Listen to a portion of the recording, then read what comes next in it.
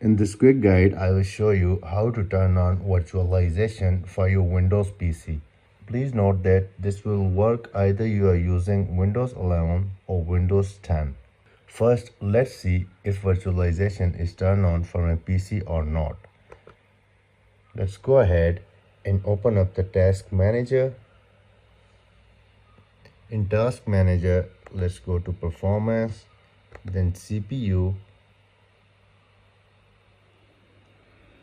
And here I can see that virtualization is already enabled for my Windows 11 laptop. Now let's see how we can quickly turn this on from Windows BIOS setting. On your PC start menu, let's go to this power button, and here we want to restart our PC. Before restarting your PC, first make sure you have pressed and hold the shift button on your PC and then restart it. Now it will land us on the Windows recovery page. Okay, at this point we want to go to troubleshoot first, then we want to go to advanced option. In the advanced option, we want to go to UEFI firmware setting.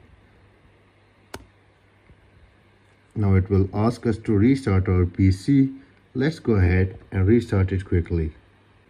Now it will load us into the BIOS setting.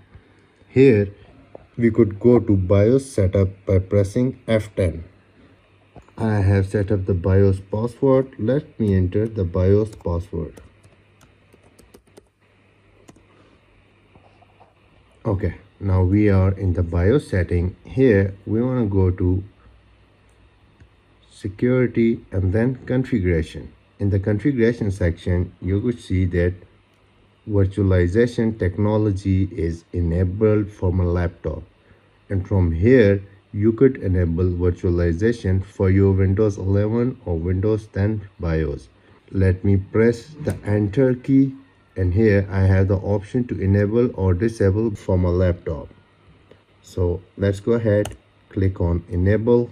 Let's go to exit button, and here we have save changes and exit.